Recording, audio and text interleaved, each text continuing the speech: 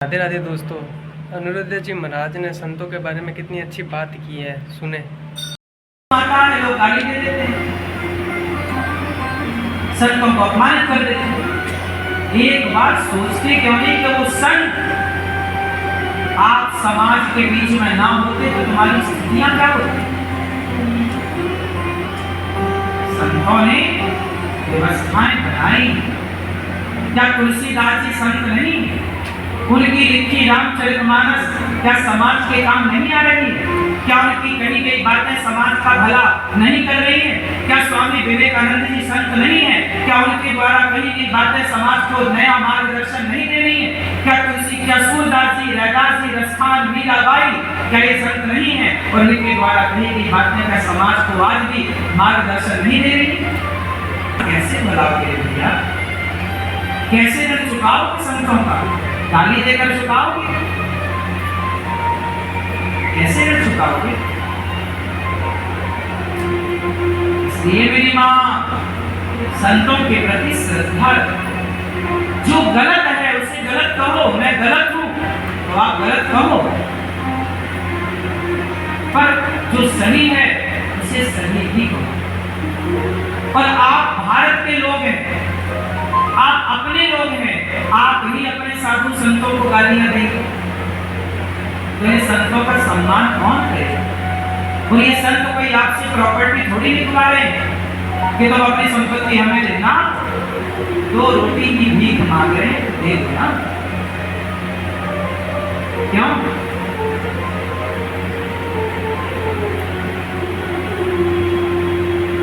तुम गौरी गोपाल में सहयोग करते हो तो गौरी गोपाल में सहयोग करते हो तो देखो स्वस्थ है।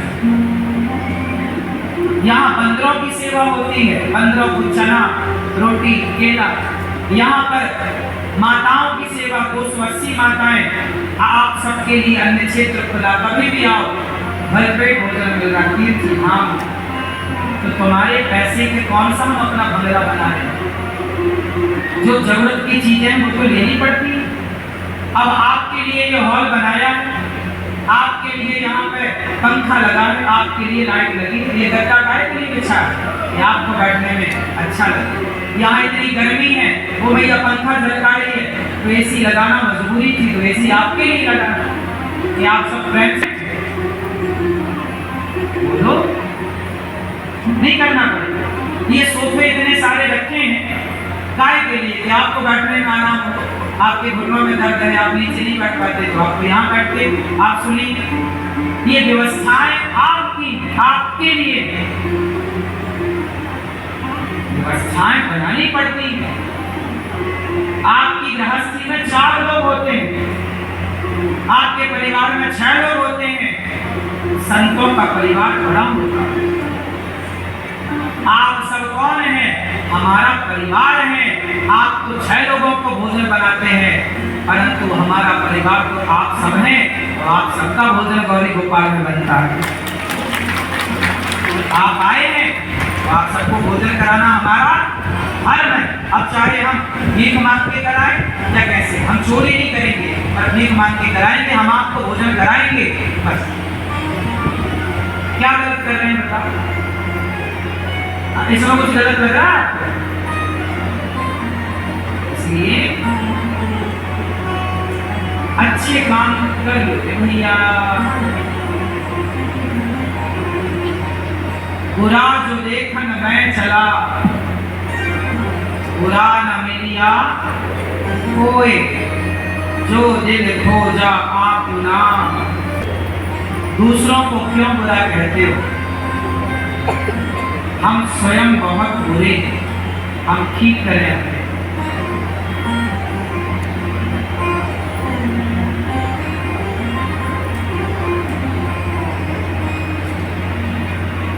कल भगवान ने गिरिराज जी का पावन दर्शन कराया। गोवर्धन के गाय चलाई, गाय एक दिन भगवान गोवर्धन को जब स्थापित करते हैं उसके बाद उनके एक लीला हुई। भगवान पिता को वरुण देवता ले गए, छुड़ाया, सबको वैकुंठ का दर्शन कराया। वृंदावन की महिमा सबसे उत्तम।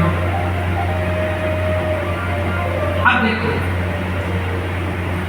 आज भगवान का मन हुआ है रास रचाने।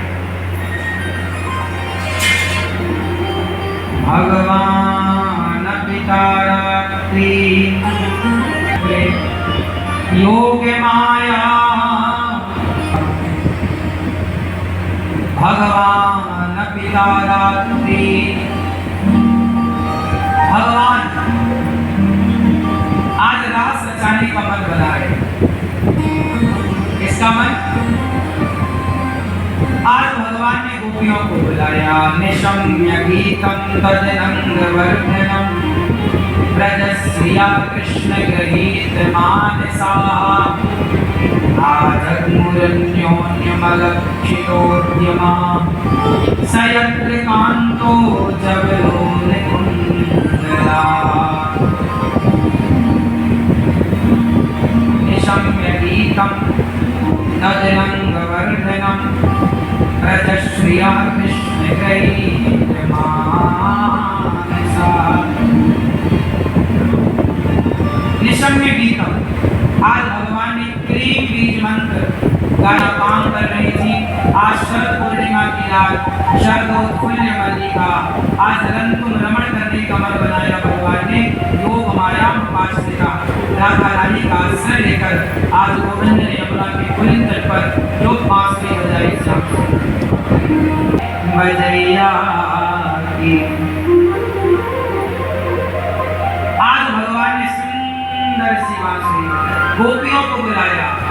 आओ आओ आओ। गोपियां काम कर रही थी। क्या क्या गोपियां काम कर रही थी? कोई तुहन्त्यो भियो काश्चित् दोहं भित्वा समुत्सुका। एक संगी गाय गा रही थी, एक कौशा लगा रही थी, एक बच्चे को दूध पिला रही थी। बच्चे को वहीं छोड़ा, अभी पेट भरा नहीं था बच्चे का, छोड़कर दौड़ पड़ी कृष्ण की तरफ। सारा काम छोड़ दिया गोपियों ने। आया ना, ये गोपियां काम से ज्यादा महत्व भगवान को देते। अच्छा बताओ, काम ज्यादा महत्वपूर्ण है कि भगवान ज्यादा महत्वपूर्ण है?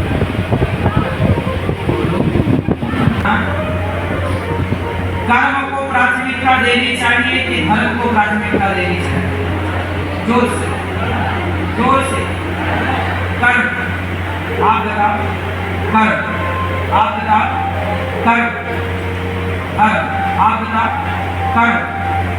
कर्म धर्म। आप कर्म। आप चश्मा वाले नहीं, कर्म। ये दादाजी क्या कह रहे हैं? कर्म धर्म। धर्म और कर्म दोनों में आप श्रेष्ठ किसे मानते हैं? क्यों दादाजी? कर्म कर्म बोलो।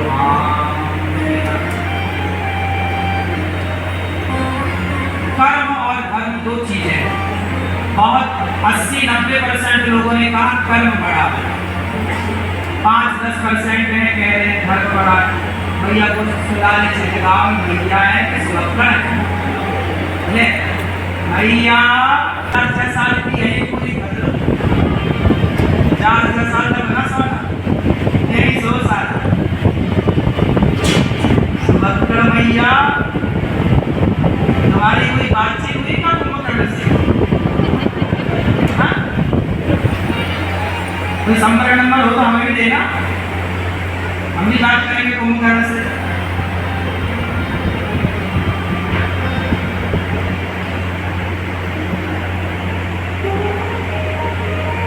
कर्म बड़ा है कि धर्म बड़ा है? आप बताओ, आप बताओ। लोगों ने बताया कर्म बड़ा, ज्यादा लोगों ने, कम लोगों ने बताया। अब देखो, आप लोग यहाँ गलती कर रहे हैं। आप गलती ये कर रहे हैं कि कर्म को धर्म से ऊपर कर रहे हैं। यदि कर्म धर्म से ऊपर हो जाए तो वो अपना कर्म ही तो कर रहा है। क्या उसका कर्म सही है? कसाई गाय काट रहा है तो वो कर्म ही तो कर रहा है। शराबी शराब पी रहा है, पूछो क्या कर रहा है? बोले मैं अपना कर्म कर रहा हूँ। बकरा काटने वाला बकरा काट रहा है, क्या कर रहा है? अपना काट देता है, रोज मुर्गी के पंख नोच लेता है, कर्म तो वो भी कर रहा है। क्या वो कर्म श्रेष्ठ है? क्या वो कर्म धर्म युक्त है? बोलो। इसलिए कर्म कभी बड़ा नहीं हो सकता, बड़ा तो धर्म ही होगा। धर्म के हिसाब से जब कर्म होगा तब वो कर्म श्रेष्ठ कहलाएगा। यदि आपका होगा, समझ में आई क्या? आपने कहीं ट्रक के पीछे पढ़ लिया होगा कर्म ही पूजा है, वो सेंटेंस अधूरा। कर्म ही पूजा है, ये अधूरी बात कैसे पूजा हो सकता है? फिर तो जो हो रहा है कर्म ही तो हो रहा है। क्यों? कसाई क्या कर रहा है? गंजेड़ी क्या कर रहा है? गांजा पी रहा, वो अपना कर्म कर रहा है। तो कर्म पूजा है तो क्या कसाई का गाय काटना ये कर्म पूजा है? क्या मांस काटना, मांस पकाना ये कर्म पूजा है? ये कर्म पूजा कैसे होगा भैया? कर्म पूजा नहीं होगा, धर्म ही पूजा होगा। धर्म युक्त कर्म श्रेष्ठ है। जब तक उस कर्म में धर्म नहीं जुड़ता तो कौन सा कर्म? सत्कर्म कि असत्कर्म?